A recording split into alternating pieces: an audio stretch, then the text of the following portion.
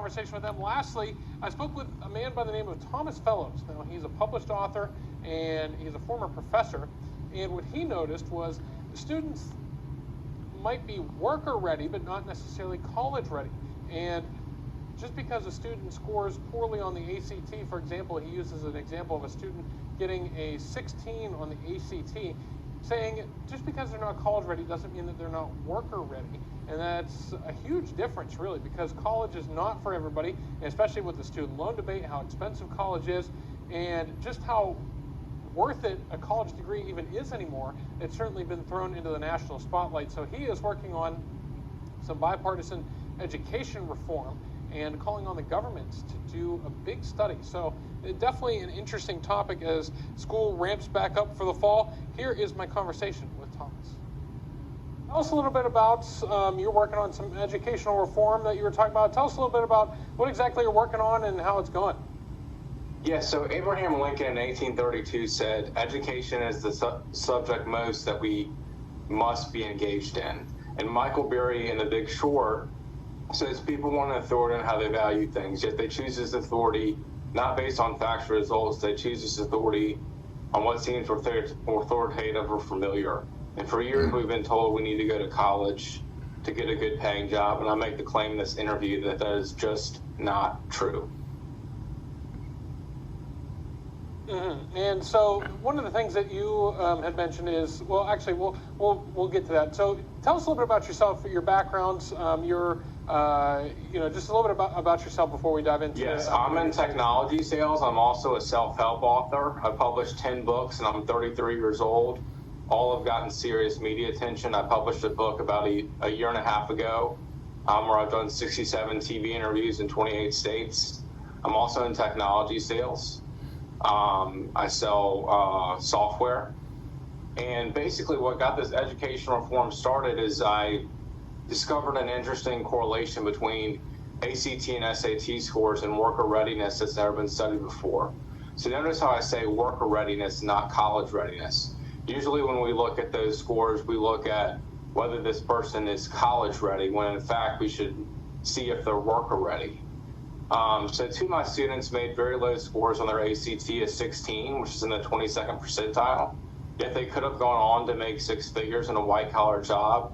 And the question is how often do we write somebody off because they're not able to have good standardized testing or they're not college ready? Now, there's some things in college that don't necessarily translate into worker success.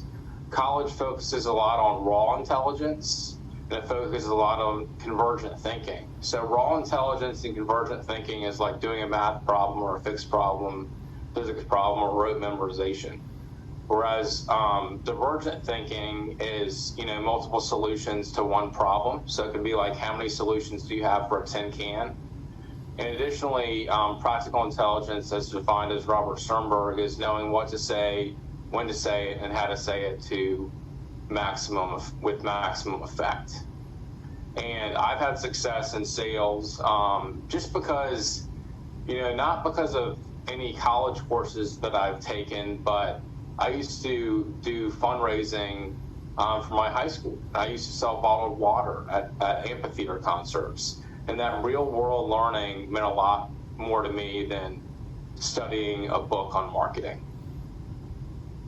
Absolutely. And so what you're seeing is that just because they don't test well, we all, especially even myself, have seen there are kids that don't necessarily do well in the classroom, but they are they're going to work their tail off and end up being that good worker.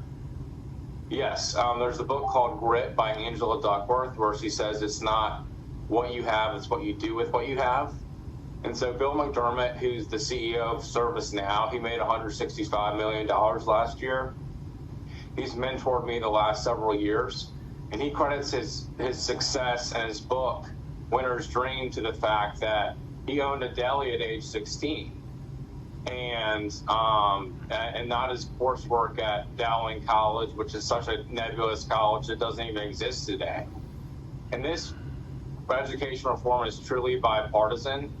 It got started with Lizzie Fletcher, who's a Democrat in my home state of Texas. But Donald Trump has been behind similar initiatives.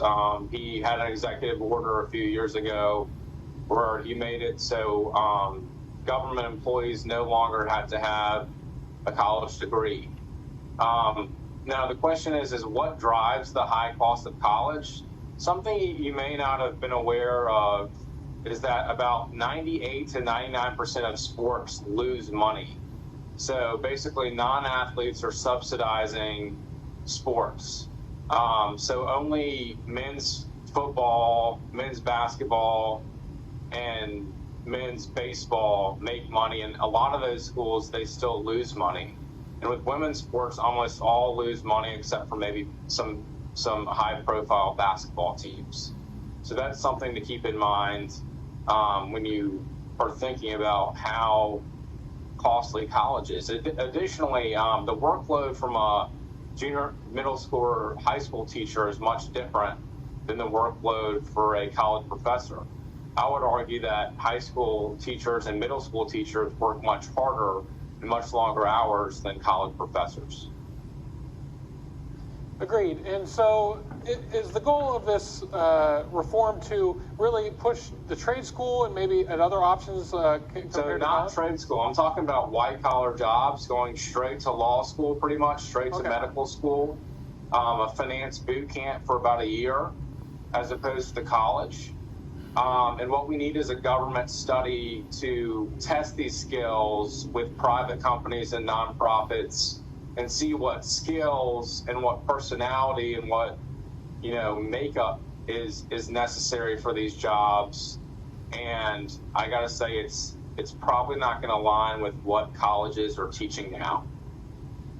Yeah, I think I'd have to agree, and especially because, even for, my job, I don't know how necessary a 4-year degree was. It's more about kind of like what you mentioned, the experience of what you're going to get, and we're really honing in on, even if these companies had their own, like you said, like even a 1-year financial boot camp, I think would get these kids ready to rock and roll in their own ways. This really helps the lower and the middle class, but it also helps the upper middle class and even the upper class, because even if you're upper class, you're still having to worry about college costs. So this really would help everybody and would make life in general more accessible to all.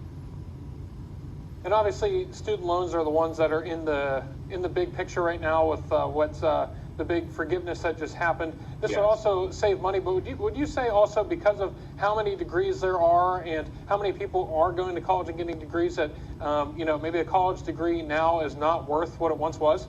That's a good point. So basically what free college would do, or free state school, it would drive down the value of college, and taxpayers would be on the hook.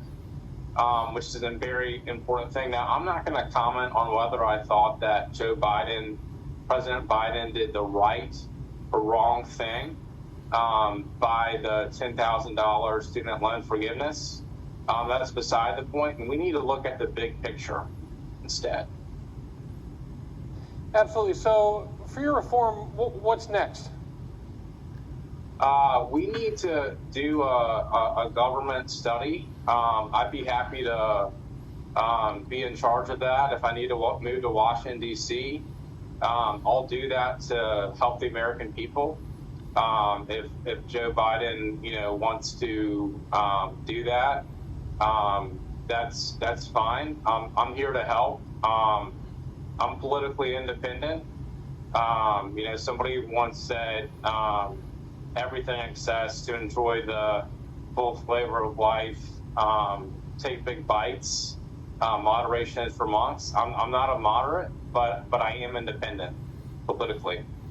And that's how I ultimately feel. I want, I write my self-help books to help people, and I want this education reform to help people, and especially the middle class. So that was my conversation with Thomas Fellows about the education reform that he's working on. Definitely some interesting points there. There are a lot of jobs that you don't need a 4-year degree for at all. I understand a liberal education, but some of these jobs, like you said, like if they just had a 1-year program, train into the program, work your way up. Would be a lot cheaper and definitely help out the workforce, that's for sure, especially in this labor shortage. I mean, I'm surprised that businesses haven't started doing that yet, but definitely some interesting educational reform that they are doing there. So, just to recap again, Minnesota Nurses